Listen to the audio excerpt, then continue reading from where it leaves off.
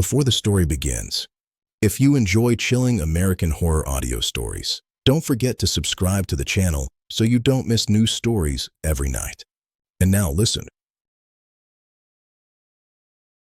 Most people think rest stops are harmless, a place to stretch your legs, use the bathroom, get back on the road. But if you've ever worked rural law enforcement, you learn something fast. Some rest stops aren't meant to be left. I was a state trooper assigned to a stretch of highway that cut through farmland and forest for nearly 80 miles. No towns, no exits worth mentioning, just road, and one rest stop. Mile marker 61. It was old.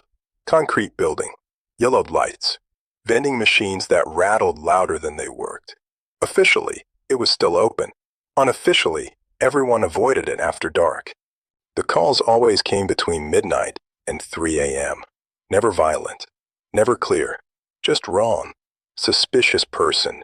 Vehicle parked too long. Someone won't leave the bathroom. By the time we arrived, there was never anyone there. Until the night the call came from inside. Dispatch radioed me at 1:42 a.m. Unit 4, check a welfare call at mile marker 61. Caller didn't speak. No name. No callback number. That place again, I muttered. When I pulled in, the lot was empty. No cars. No trucks. Just the building glowing under buzzing lights. The front door was unlocked. That was mistake number one. Inside, the air felt stale. Not dusty. Not abandoned. Stale, like it had been breathed too many times. State police, I called. My voice echoed down the hallway. Restrooms to the left. Vending area straight ahead. A hallway marked staff only in faded letters. That door was open. I radioed dispatch. Unit 4 on scene. Door unsecured.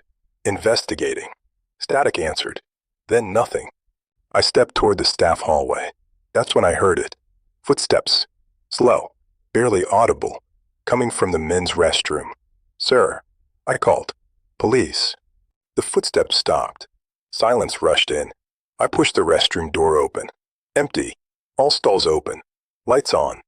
But the mirror was fogged, as if someone had just been standing there breathing. I wiped it with my sleeve. Nothing behind me. That's when the radio on my shoulder crackled. Not dispatch. A male voice. Calm. Low. Professional. You shouldn't be in here alone. I spun around. Weapon half drawn. Who was this? I demanded. The radio clicked again. You never bring back up the first time. I backed out of the restroom. Heart pounding. The vending machines hummed. One of them clicked, then dropped the candy bar. No one touched it. That's when I noticed something else. The clock above the exit. 2:03 a.m. My watch said 2:03. I stood there for what felt like minutes. The clock never moved. I stepped outside. Cold air hit me hard. Relief washed over me. Then I saw the parking lot. There were cars now. Dozens of them. Parked crooked. Engines off. Windows dark. They hadn't been there seconds ago. I walked closer. License plates from different states. Some old. Some new. Dust on some. Fresh rain on others. As if they'd arrived at different times. Different years. My radio screamed to life. Real dispatch this time. Unit 4, status check. You've been on scene 20 minutes. Negative, I said quickly. I just arrived. Silence. Then, carefully. Unit 4, you were dispatched at 12:58. I looked at the building. The lights flickered. That's not possible, I whispered. A door slammed inside the rest stop. From the hallway, the staff hallway, I raised my weapon and moved back inside. The door at the end of the hall was open now, leading downstairs. A place I had never seen on the blueprints. Cold air poured up from below, and from the darkness, I heard breathing. More than one person. Slow. Waiting. The radio spoke again. That same calm voice. This is where officers usually turn around. I stepped back. Every instinct screamed at me to leave. You can still go, the voice said. Or you can see why they don't. The lights went out. The lights didn't just go out. They died. No flicker. No warning. Just gone. I stood there in complete darkness, weapon raised, listening to my own breathing. Then I heard it again. More breathing. Not close.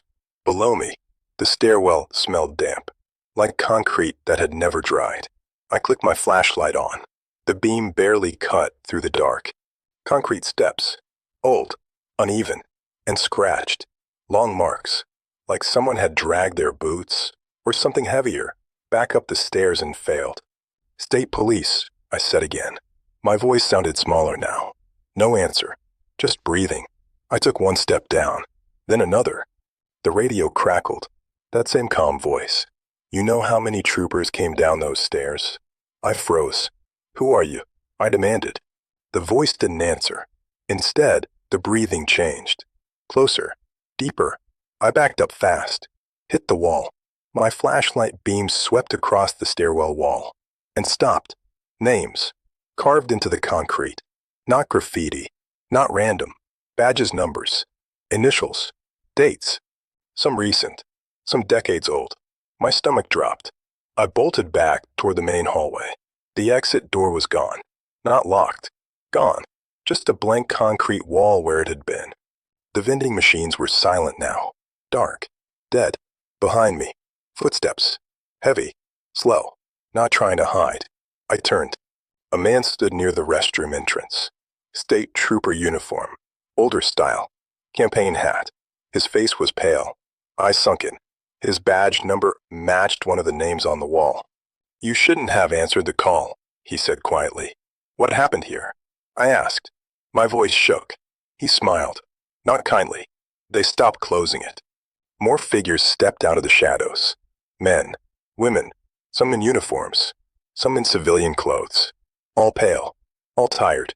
They come in, the trooper said. They stop. They listen. They don't leave. The breathing grew louder. It wasn't coming from them. It was coming from the building itself. The walls creaked. The floor vibrated. You still have a choice, the trooper said. Most don't. I ran, not toward the exit, toward the staff hallway, toward the stairs. I took them two at a time. Down, down. The air grew colder.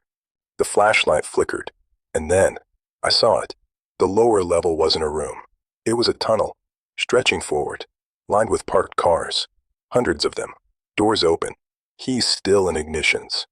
Inside each car, a person, sitting, staring forward, eyes open, breathing slow, alive, but not leaving. At the far end of the tunnel, a glow, yellow, buzzing. Another rest stop, older, more decayed. The radio screamed. Dispatch. Real. Panicked. Unit 4. We see your cruiser on camera. Static. I turned. My cruiser wasn't behind me. It was parked among the others. Engine off. Door open. Someone was sitting inside. Hands on the wheel. Wearing my uniform. He looked back at me. Smiled. I don't remember how I got out. I don't remember running. I don't remember the road. I woke up in a ditch miles away. Sunrise. My radio dead. My cruiser found later. Still parked at mile marker 61. Engine cold. Dash camera raised. The rest stop? Officially closed 2 weeks later. Ordered up. Condemned. But sometimes, late at night, when the highway is empty, you can still see the lights on.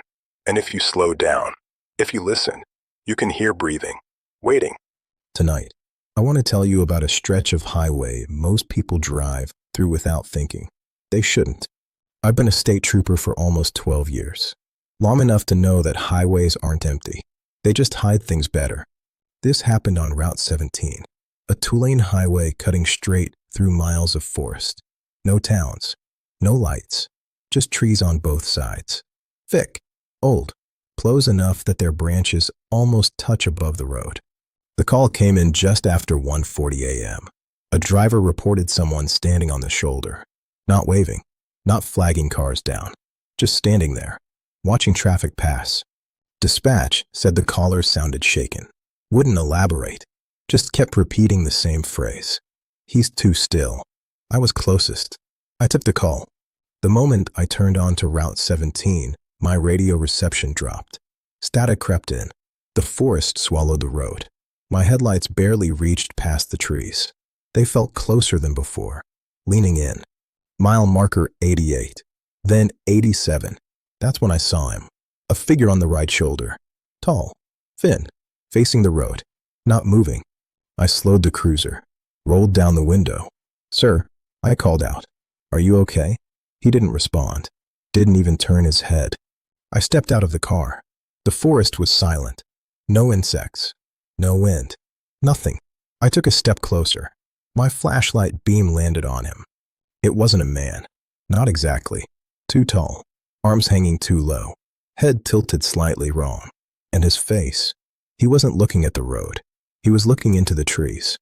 "Sir," I said again louder. Slowly, he turned his head toward me. His eyes were wide, unblinking, and far too reflective. I felt something crawl up my spine. Before I could speak again, he stepped backward, off the shoulder, into the trees, and disappeared. I radioed dispatch. Static. I should have left. I know that now. Instead, I followed. The forest swallowed the light almost immediately. Branches clawed at my uniform. The air was colder under the canopy. The flashlight beam shook as I moved forward. That's when I noticed it. The trees weren't random. They were bent, broken, pressed inward, like something had been standing here for a long time, watching the road. I heard footsteps. Not ahead, not behind. To my left, then to my right. Multiple. Slow. Careful. "State police," I said. My voice didn't sound convincing. The footsteps stopped. Silence again. I turned in a slow circle. The trees felt closer now. Then I saw them. Shapes. Between trunks. Not moving. Just standing. Watching. Dozens. I backed up. Stumbled. Almost fell. When I reached the shoulder, my cruiser's lights were still on. Thank God. I got in. Locked the doors. Hands shaking. That's when the radio came back. Clear. Too clear. "Trooper," dispatch said calmly. "Are you seeing them too?" My stomach dropped. "What do you mean?" I asked. A pause. "They stand on both sides of the road," dispatch continued. "They only move when someone stops." My headlights flickered. Shapes emerged from the tree line. Both sides. Dozens of them. Tall. Thin. Still. None stepped onto the road. They just watched. "Dispatch," I whispered. "What are they?" Another pause. Longer this time. "We don't know," she said. "We just logged the calls." The engine stalled. The lights died. Total darkness. I heard breathing. All around me. Not rushed. Not angry. Patient. Something tapped on my window. Once. Twice. I didn't look. I couldn't. The radio crackled one last time. "Don't open the door," dispatch whispered. "They wait for that." I don't remember how long I sat there. Minutes. Hours. When the sun came up, the forest was normal again. Birds. Wind. Light. My cruiser started without issue. No marks. No damage. The call log? Gone. I filed a report. It was buried. Quietly. Route 17 is still open. People drive it every night. Sometimes they slow down. Sometimes they stop. And sometimes they're never seen again. If you ever find yourself on a highway with trees pressing in on both sides, and you feel watched, don't stop. Don't look. And whatever you do, don't step into the forest, because something there is already watching the road, waiting. Do you believe this story is true or just a legend? Leave your thoughts in the comments. Every interaction helps the channel grow and bring you even more horror stories.